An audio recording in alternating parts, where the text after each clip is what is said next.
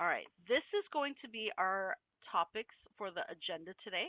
We are going to be focusing, of course, on payments and how to administer it. We're going to start with reporting payments.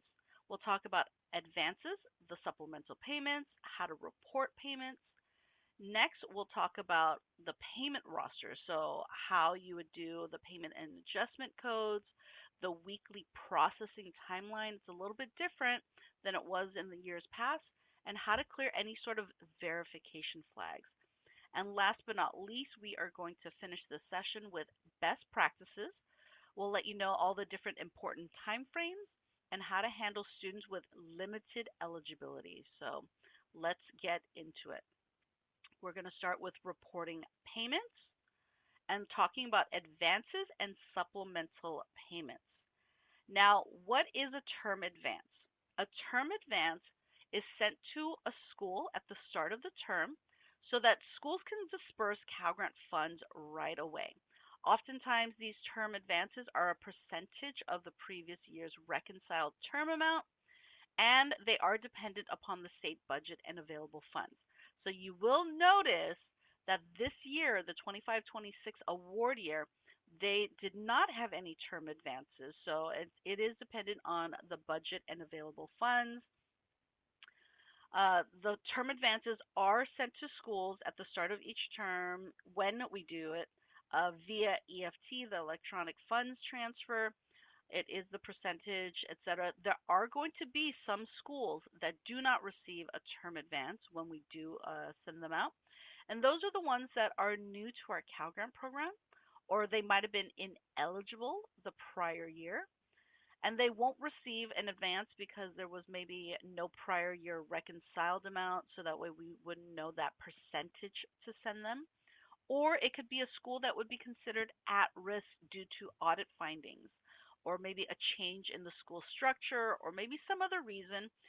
Those are some of the reasons that term advances can be suspended. So if there aren't any term advances, we then jump to supplemental payments. So what is a supplemental payment? This is oftentimes when if a school's term advance has been already exhausted, then the school will then receive weekly supplemental payments for any Cal Grant payments that were posted by the school during that week.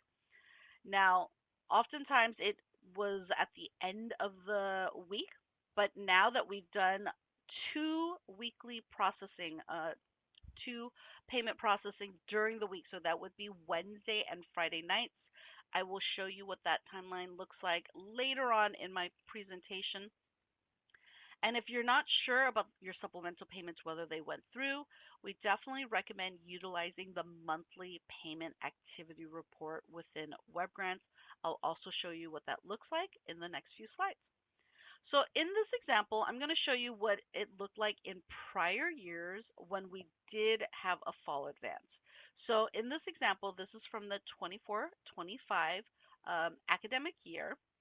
So you'll notice that in this example, this school received a fall advance of $585,900 on August 7th. So then, the school is paying their students on a weekly basis from there. And on the week of October 18th, 2024, the school reached $595,000 in Cal Grant payments, letting the school know that they've already exceeded their fall term advance by a little over $9,000. And because of that, that is where their supplemental payments will then kick in. So you'll notice that they'll receive their first supplemental payment of $9,100, and from there on a weekly basis, depending on how much that school administers, that is how much their supplemental payment will be.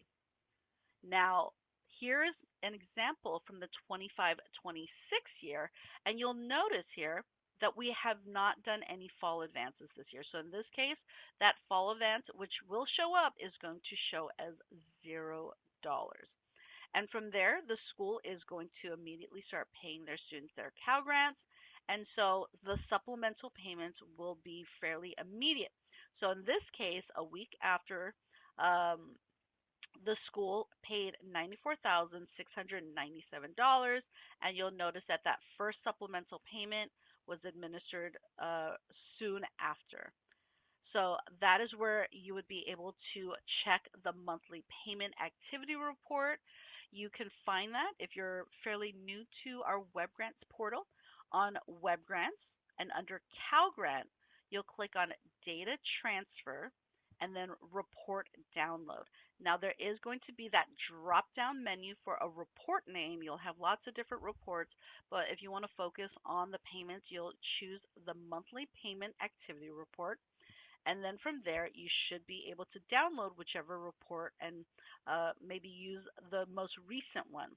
Now, even though it does say monthly payment activity report, I do want to remind you that this report runs twice a week.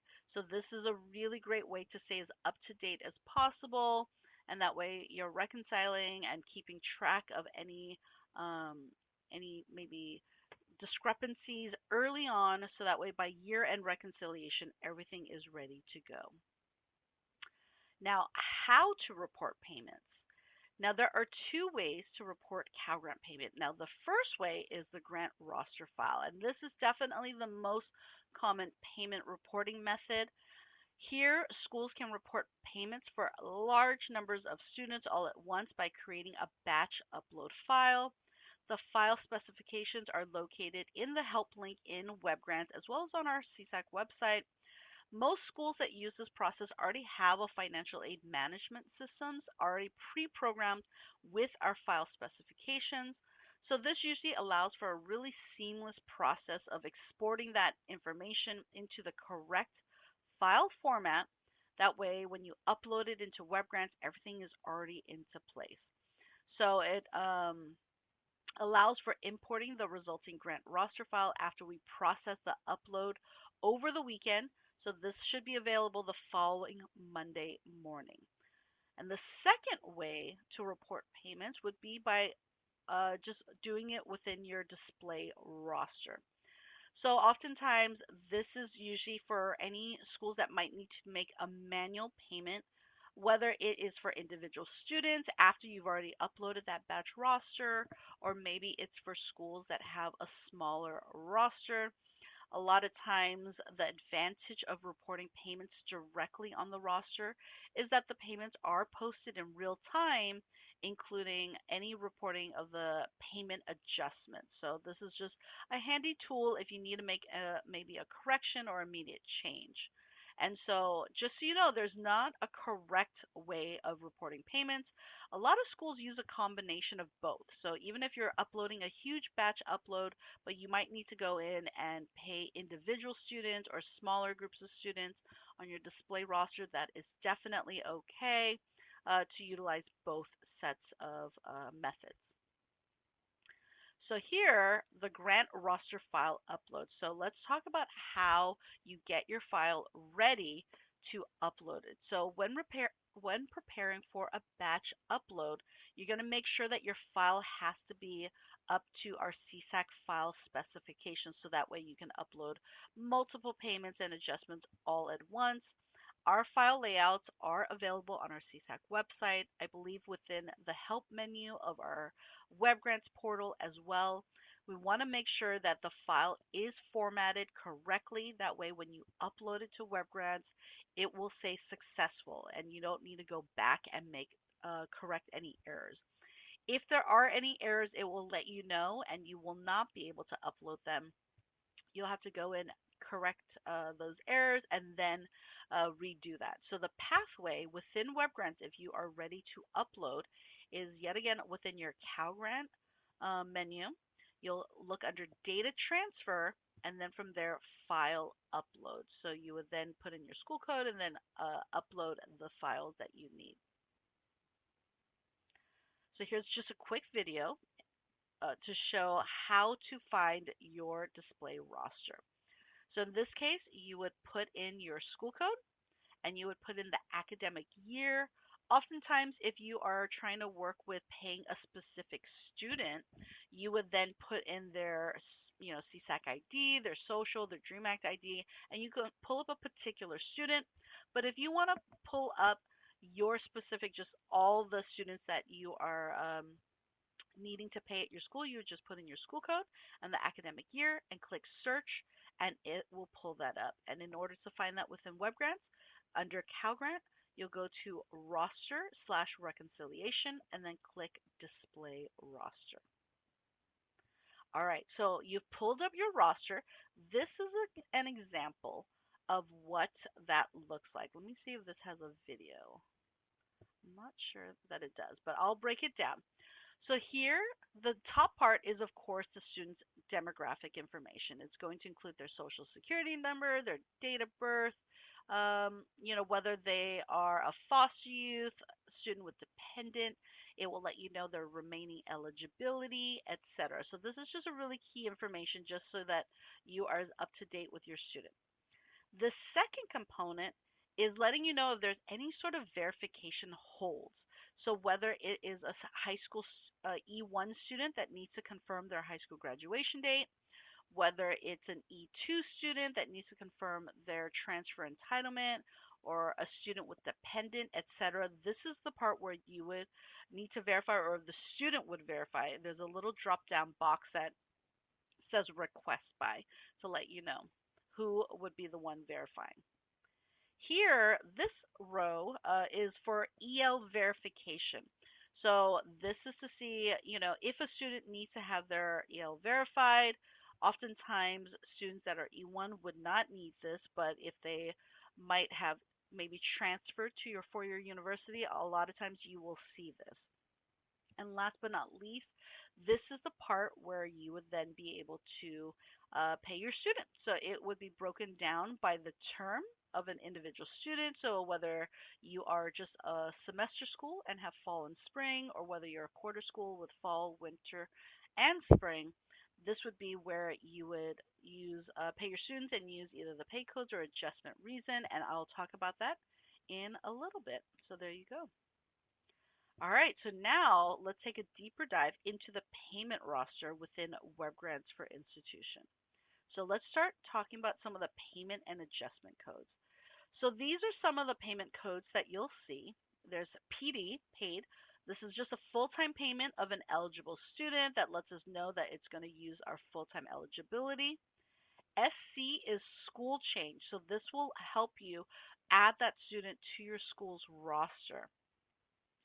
NA lets you know that the student is not in attendance at your school, and it's going to be an annual code, so it's not something that you would use either for a term. So that would be LA if you need that just for a semester or a quarter. But NA means you don't think that they are at your school at all, and you want to remove them from your roster. However, if you end up using NA and you realize that the student is actually in attendance, you can utilize the code YA to bring them back to your roster. And IT is those specifically for your E2 transfer entitlement students who are not eligible for that particular award, whether they might not have met the age requirement, or maybe they have already transferred the year prior, etc.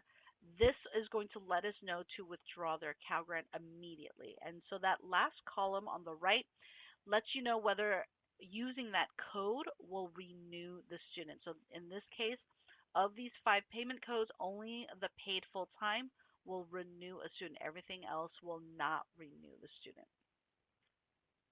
Here is a long list of the adjustment reason codes. So you might be familiar with that full-time, three-quarter time, half-time payments, right? And that's going to use up the student's eligibility based on their enrollment status. So if they're a full-time student, it's going to use up that 50% at a semester, etc. And so that will also allow the student to be renewed for the next academic year as long as they use that adjustment reason code. Now, NS is to let you know if something needs to be backed out or a payment needs to be deleted. And so NS essentially reverses any previously reported payment. And that allows the eligibility to either be returned or it won't use up that eligibility after all. That will not help with a student's renewal, but it at least allows you to make the correct payment. Now, for those that are at a bachelor degree granting institution, you will be able to see this SR code. So this is specifically for students that are in a bachelor's program, and that lets us know that they are a senior, they are about to graduate, they are in their last quarter or their semester. This will be their final payment because if you use that SR code, immediately after that payment has gone through, their award will then be withdrawn. It just lets us know that they're a senior, they are done with the program, and they will not be renewed. And of course, we have less than halftime, LH, which does not use any eligibility, and students are able to use that LH for at least 100%. So essentially 2 semesters or 3 quarters. This does not allow them to have a payment, but they are able to maintain their Cal Grant and renew that. And then, of course, LA, leave of absence, and students are able to use this for 200% of their lifetime, which is 4 semesters or 6 quarters. All right, additional adjustment reason codes. Here you have OF, OT, OH, same thing, but this is outside funding as a full-time student or a 3/4 time student, or outside funding for a half-time student. These will allow the student's Cal Grant to be renewed. We want to make sure that eligibility will post. However, we want to make sure that $0 amount is reported because it's letting us know that the student has outside funding. If a student has FI, it lets us know that the student has an incomplete financial aid file. They are still needing to work with their financial aid office to either submit documents for verification, etc. If a student has that FI on their account from a previous school and they have now since transferred to your school, the student will still need to work with that first school to get that FI removed from their account. Otherwise, their award will not be renewed. And of course, we have our NP for students not meeting satisfactory academic progress. This is going to be term specific, so students can have NP for up to 3 consecutive quarters or semesters before their award is withdrawn. So if they have NP for just 1 semester, their Cal Grant will renew. And then last but not least on this page is IG. This is for any students who have an ineligible Cal Grant due to ineligible program length. So this is mainly for your Cal Grant C students. If you put IG for the student, their award will then be immediately withdrawn and they will not be renewed for any Cal Grant. So if students might have ineligibility due to like maybe financial reasons, etc., you can definitely submit an MG21 or grant record change online. That way, our staff will be able to withdraw the student or enter their information elsewise. But IG, for the most part, is for our Cal Grant C students. All right, so we've gone over a lot of these payment and adjustment codes. So let's test your knowledge. So in this case, I'm just going to launch a poll. No need to type in the chat box. So, sorry about that. Let's go with our first question. Our first question is, a payment was reported in error and needs to be backed out. Which payment adjustment reason code should you use? So would you use NS, IG, or FI? So we use that term backed out because normally that's where you're making a correction. Let's stick with 5 more seconds, see if anyone else can answer. All right, so I'm going to end the poll and share the results with you. And the correct answer is NS, right? So we know that NS is used for if you need to make any corrections to a student payment, you're essentially backing out that payment. It doesn't use up any of their eligibility. Instead, it allows you to go ahead and make that correction again. All right, great job. Let's go with another test your knowledge. Let me pick, so there's the answer. Here is the next test your knowledge question. We are going to start with this. Here we go. A student on your roster graduated with a bachelor's degree before the first disbursement date. Which code should you use? So which code would you use for this particular student, knowing that they just graduated with a bachelor's degree? So I'll leave this poll up for maybe 5 more seconds. All right, so we have answers all over the board. And in this case, I'm going to end the poll. I'm going to share the results. Majority of you guys chose the correct answer. In this case, you would be marking that they are a senior. So this is essentially their last payment for that. So here you would put SR. You'd put a $0 amount because they've already graduated with the bachelor's degree. And then from there, that lets us know that we are withdrawing their award and they are not eligible for any further payments. All right, let's continue. All right, here we go. Question 3. Here we go. A student was originally reported as NA, not in attendance, but has since enrolled at your campus.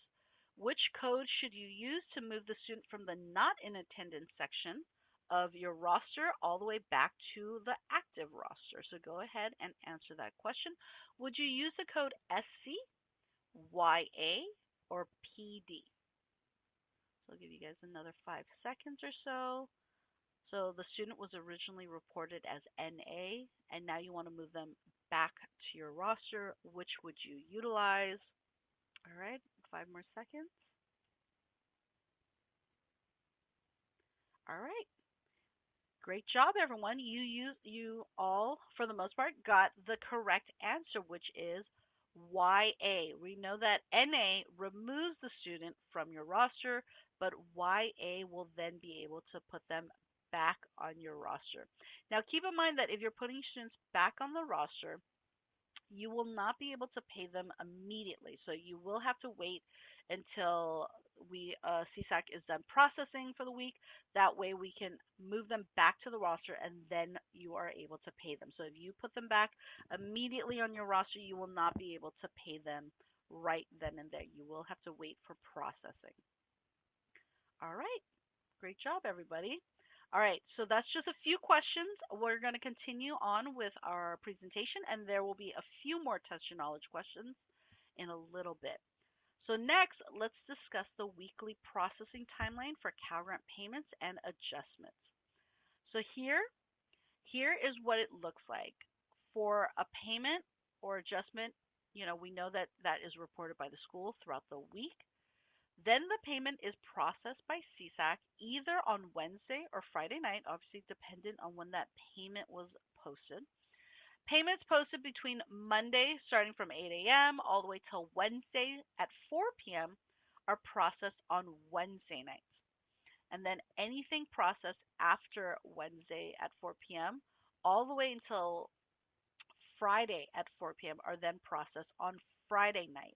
So as a result, the payment is reconciled in WebGrants the following business day.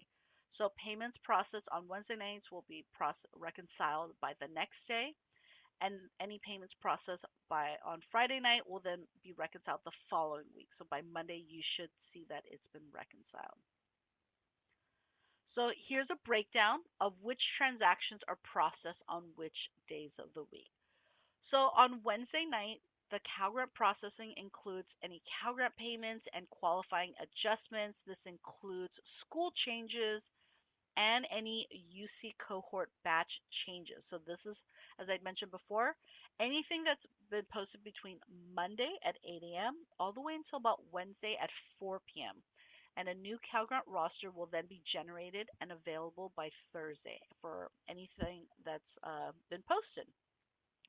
Now, the Friday night processing job will include, of course, all the different Cal Grant payments and qualifying adjustments, school changes that are posted between Thursday at 8 a.m. and Friday at 4 p.m. And then, of course, it is also going to include any changes, any verification, any confirmation. As we mentioned, our E1s need to confirm their high school graduation date. Our E2 might need our G6 form process, and then any student that needs their EL verified. All of this is going to be processed with our Friday payments. And so, as always, this will be available by Monday once it's been generated and processed over the weekend. And any new award processing will also occur on Fridays. So, this is something to note of our Cal Grant weekly processing schedule. So let's talk about the weekly processing of payments and adjustments. So a school is going to report a payment, whether it is, and when it goes through, it'll show as AP as an accepted payment or an AA as an accepted adjustment. So that short little video showed you how that was done. And then, of course, depending on when you posted the payment, CSAC will then process that payment whether on a Wednesday or Friday night. And then you'll know that that payment was reconciled because that AP will then be changed to RP for reconciled payment, or if that was initially an AA, that will then get reconciled to RA for reconciled adjustment. Okay, let's talk about verification flags now. So there are 5 most common verification flags that in most cases must be cleared prior to payment. So let's look at each flag one by one in the next few slides. We're looking at the high school graduation, education level, AB 840 for our E2 recipients, enrollment verifications for our E3 recipients, and then, of course, our student with dependents. So we highly recommend if there's any sort of verification flags, please make sure that you process them before payments. It just makes it a lot smoother, and that way you don't need to go back in case there was an error and the student should not have received a Cal Grant payment after all. Okay, we're going to start off with our high school graduation verification. So this is essentially for our new E1 high school entitlement Cal Grant recipients. This lets them know that, there you'll see that a payment is held because we need high school verification. The drop-down menu will show verify as. Now, keep in mind, students can self-verify their graduation status within their Web Grants for Students portal.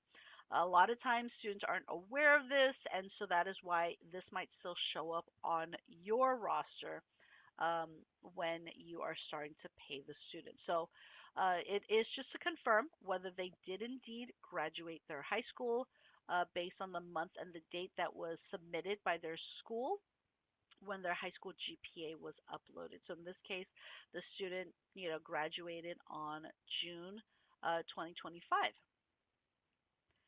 And then from there, once that flag has been cleared, you will then be able to see the drop-down menus for the adjustment reason codes, etc. And then you will then be able to pay the student, your E1 students.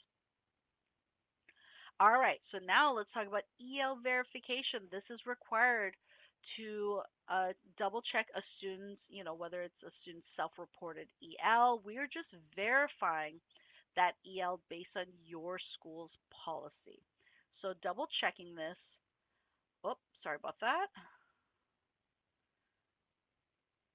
So prior to our 26-27 year that is coming up, really only one fall payment or adjustment could be made prior to EL adjustment. But starting in the 26-27 year, no payments or adjustments can be posted prior to EL, so EL verification. So you will need to get into the habit of verifying a student's EL before you can renew.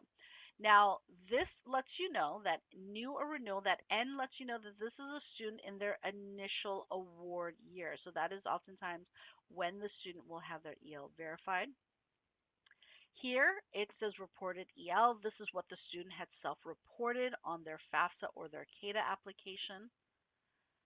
Here, that lets you know that the student has not yet been paid, verification required. This is where the school will need to verify the student's EL based on your school's policy on the number of units that they have. What would the student be verified as? And then this is where you would go in and mark whatever the student's EL is. And then once that is cleared, your school should be able to pay that student. Okay, now let's talk about AB 840 verification. Now, this is specifically for your E2 recipients, your transfer entitlement Cal Grant recipients, and it's just double checking that they meet all program specific requirements, which is that they had previously attended a California community college during the prior academic year before they transferred to your four-year bachelor degree granting institution, and that they had graduated from a California high school or the equivalent, or if they did not do that, they did not graduate a California high school, but they were a California resident by their 18th birthday. And this is with the exception for our military dependents who are now able to, if their parent or lives abroad, maybe for a military base, etc., but the parent still maintains California residency, these students can still be considered for a Cal Grant. So let's look at where you would see that. Here in the notification, it would say payment held, AB 840 verification needed. So dependent on whatever your school needs to verify the student, you would then say verified as eligible, so P, or N, which is verified as not eligible. Here are some examples of documentation that you can ask your students to submit. One for proof of direct transfer from a California community college. You can ask for the transcripts to confirm their attendance. You can ask for the transcripts of from the bachelor degree granting institution to confirm that they are a first time transfer student. Some students might have previously attended your school, decided to maybe take a break and go back to a community college, but if they are returning to your university or your school, are they considered a new student? Would they be eligible for the E2, or are they technically a returning student? And of course, the enrollment agreement. So if the student was an early admit, we need to be aware of that to make sure that they were awarded an E2 for the correct academic year. You might need proof of the student's graduation from a California high school or the equivalent, which means that you might need a copy of the student's high school diploma or the high school transcript, or maybe a copy of the GED or transcript from the student. And last but not least, these are some ways that you can ask for proof of California residency by their 18th birthday. Do they have maybe a California driver's license or an ID card? Do they have any sort of utility bills, rental agreements, mortgage payments? This could be maybe under the parent's name if they moved here with their parents, pay stubs, W-2 forms, etc. So these are just some of the examples of documentation that you can ask from students to verify AB 840. This is specifically for your transfer entitlement students. And if this is, just kind of a lot of information, please know that we do have a transfer entitlement video in our training library, so you can definitely check that out. We also have a designated webinar for transfer entitlement, so you can always attend one of those to give you more background information on that particular Cal Grant. Now we have our E3 enrollment verification.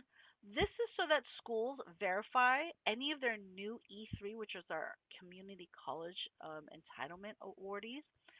This is letting us know that they are enrolled at your institution prior to disbursement. So you'll notice here that it says E3 enrollment verification required. So what schools can do is make sure you're just uploading a huge batch records of the to the upload enrollment screen within WebGrants, letting us know which students are enrolled at your school. Or you can submit an individual record using the add enrollment screen within WebGrants. Or we mentioned that you can do this directly on your display roster page within WebGrants. So the payment is going to be put on hold until your student is verified that they are enrolled at your campus. So this is where you can verify. The drop-down menu is just letting us know, yes, the student is enrolled. And then you'll click that, highlight student is enrolled, save it, and then it should be able to clear that flag for this particular student. And if you're not sure which of the students on your roster has this E3 enrollment, you can always customize your roster. So we also have a designated video on that, and I believe we do have a webinar for that as well. So keep, posted on those webinars if you need more information on how to customize your roster so that you can easily identify uh, different cohorts of students. Next, let's look at SWD verification. This is our student with dependents. Essentially, we're verifying every year that the student is providing more than 50% support for a dependent that is under the age of 18. So here on their, where that demographic row, the SWD confirmation is going to tell you whether the student has confirmed yet. So in this case, N is going to be for no. And students can also confirm their SWD within their Web Grants portal. Here, you'll see that the numbers are adjusted currently as if they do not have SWD. That, of course, will definitely increase once the student has verified that they are indeed a student with dependent. So if the student is not able to self-verify, you at the institution can definitely verify for the students themselves. So here, you would just use that drop-down menu. Student is eligible. They are indeed a student with dependent. Or you could put that the student is not eligible. Maybe they don't have dependents that are under the age of 18. You would click that and make sure you save, and then that would then confirm SWD verification. And as always, we do have videos. We do have designated webinars for SWD as well. Okay, now let's pull up another test your knowledge poll. Just a second, I'm going to pull that up. All right, so let's do a quick question. A student self-certified that they were eligible for Students with Dependents Award. The student was later determined as ineligible as their dependent is over the age of 18. However, your school has already posted an SWD payment. So what is going to be your next steps? Would you reverse the SWD payment on the grant roster using the NS code and a $0 payment amount? Would you then submit a grant application, the MG21, to remove the SWD flag? Or would you do both A and B, where you would reverse the payment as well as submit that MG21 screen? All right, so a lot of you have already answered. Great. I'm going to end the poll and share the results. And a lot of you are correct. In this case, you would actually do both A and B. The first thing we want to make sure is that that payment is backed out and it has a $0 payment amount, because we know that the student should not be paid as an SWD if they are not indeed eligible. And then from there, you would then submit that MG21 so that way we can remove that flag from the student. And here, this is just a little snippet of what that would look like on your MG21 page. Now keep in mind that the SWD payment must be backed out before this MG21 can even be submitted. All right, let's go to our next question.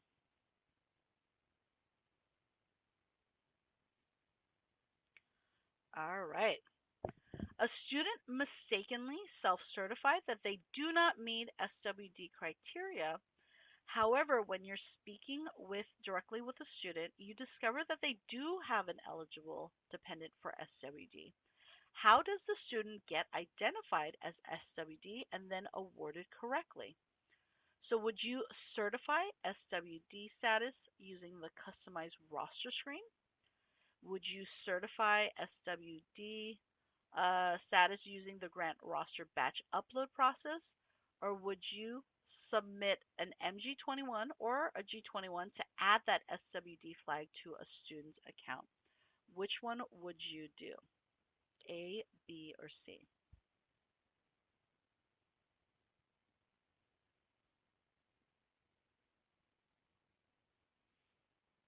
So I don't see any answers coming in. I'm not sure if you guys are being able to see this poll. I'm going to launch it again.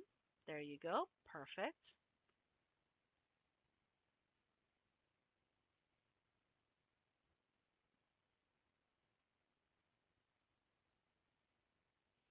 All right, maybe 5 more seconds. So what would you do if a student should have the SWD, but they had initially self-certified that they don't meet that? All right, majority of you guys have already answered. I'm going to end that poll, share the results, and you guys are correct. You would then just submit that MG21 or G21 form to add SWD flag back to the student's account, and then from there, the student would be able to receive that increased access award. All right, great job.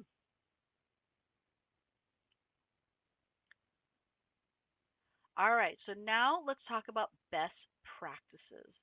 So, in terms of reporting payments, best practices, first thing, make sure you're clearing any sort of verification flags prior to reporting payments. We want to make sure that the student is indeed eligible for whichever award that they have, whether it's an E1, they're verified as a high school graduate, E2, that they've met all the AB 840 verification requirements, etc. We want to make sure that any verification flags are cleared prior to reporting payments. Now, another thing is make sure you avoid clearing any verification flags and posting payments within the same week for the same student. That payment is going to likely reject while the verification flag is still processing. So I highly recommend if you want to do any sort of verification, do that the week prior. And then that way, once that's all cleared, say over the weekend, you should then be able to start paying your student that Monday following weekend reconciliation. So let's, get into the habit of clearing verification one week and then paying students another. We don't want to have any sort of errors come up because you're trying to pay a student immediately after clearing their verification. And only report a student's payment once per term unless an adjustment is needed. We want to just make sure that there's no multiple payments for a student, etc. So we want to just have that one payment per term unless you need to go back and make sort of any adjustments. All right, so let's talk about best practices reporting E3 payments. These are your community college entitlement students.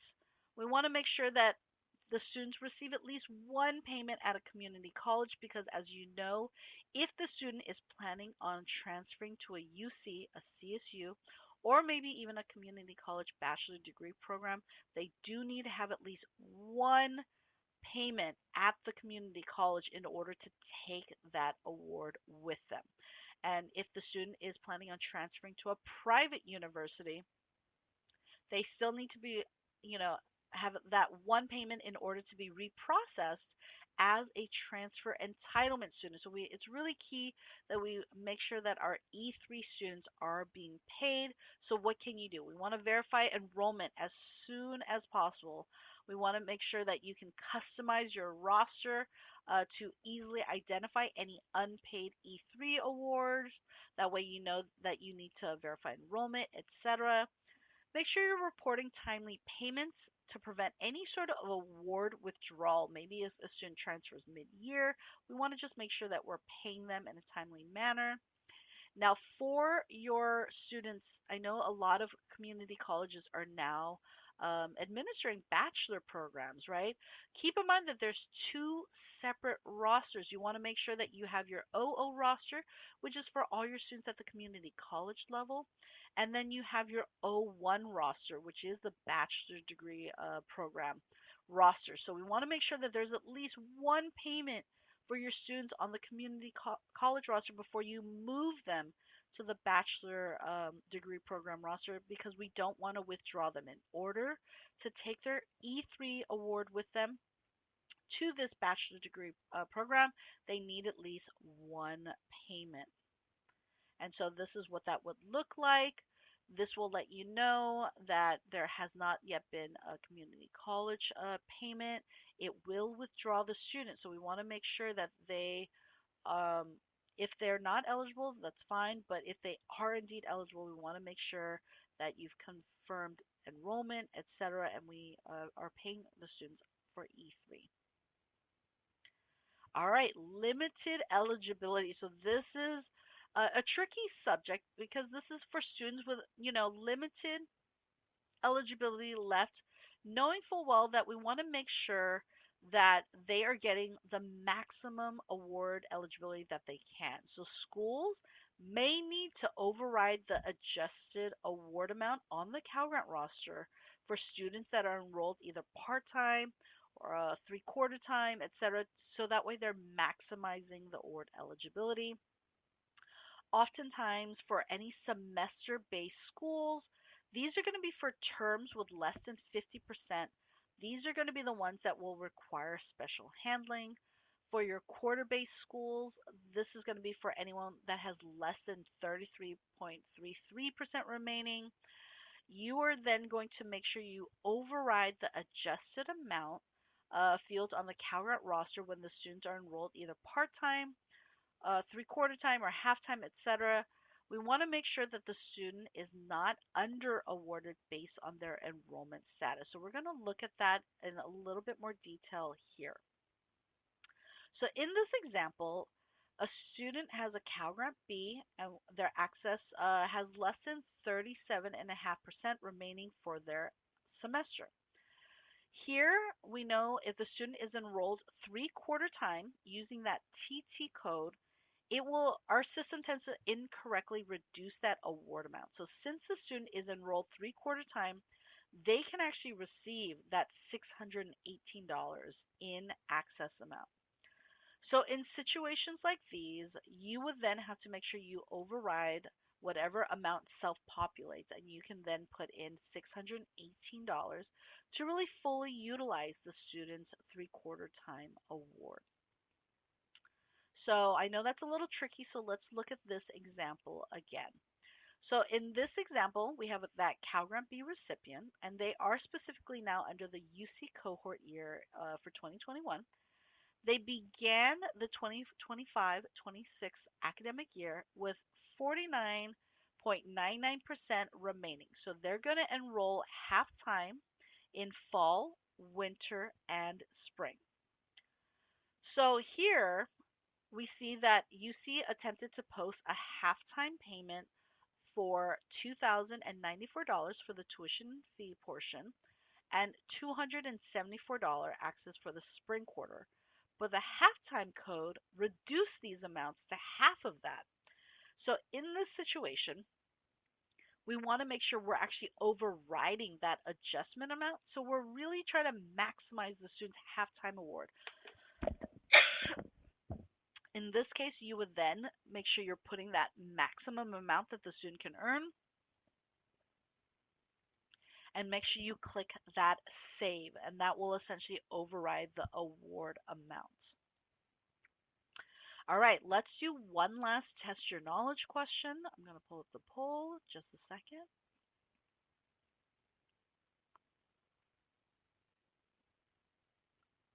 Let me try to find it. Just a sec. There it is. All right, here we go. A student is attending a community college and is eligible for a Cal Grant B Students with Dependent Access Award. Now, the student has 87.5% remaining lifetime eligibility at the start of the year and is attending full-time in fall and half-time in spring. How much is the student eligible for spring? I'm going to give you guys a little bit more time. This is a much trickier question. You might have to pull out a piece of paper, do your math. It's okay. We have answers all over the board. I'll break the answer down in just a second, but I will give you guys just a few more seconds to try to answer this question.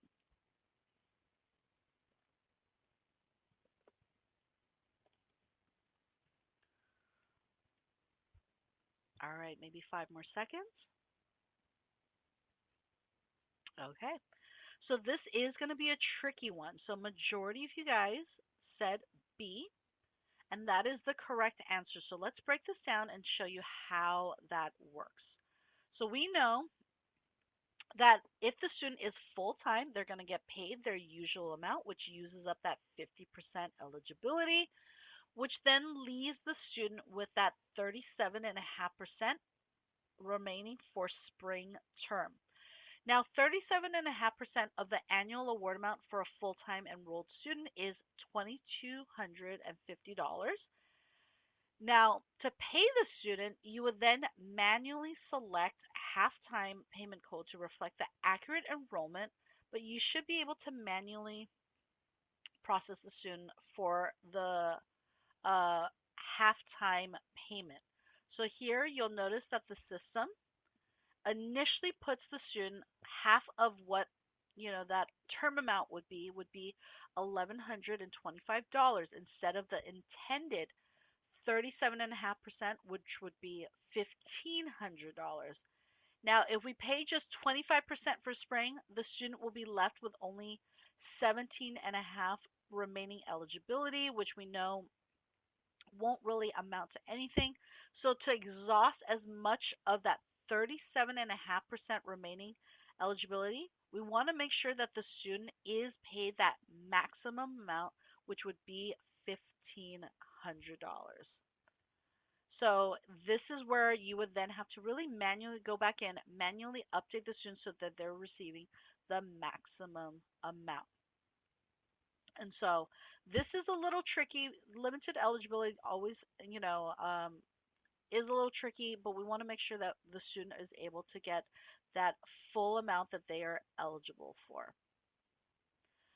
All right, so that pretty much wraps up my portion of the um, presentation. I don't see any questions in the Q&A box. Please keep answering. Sorry, please keep asking questions. My colleagues are doing such a great job answering questions. If we have any time at the end of the webinar today, we can definitely have you raise your hand, and that way you can um, be unmuted and you can have those questions asked. And if not, let's take a quick 8-minute break. Right now it is 9:56, so let's come back. Let's just round it to 10:05. That way you have time to go use the restroom, go grab some coffee, a snack, do 100 burpees, get your workout in that 9 minutes, and then my colleague Tracy will continue with the second half of today's presentation. Thank you so much for joining us. I hope you learned quite a lot, and please know that we have lots of resources available on our CSAC website as well. All right, we'll begin at 10:05 a little bit.